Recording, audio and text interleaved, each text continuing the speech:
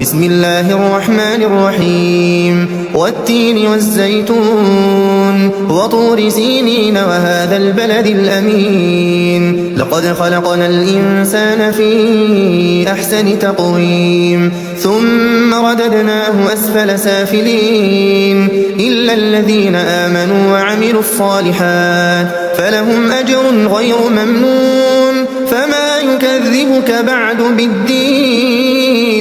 أليس الله بأحكم الحاكمين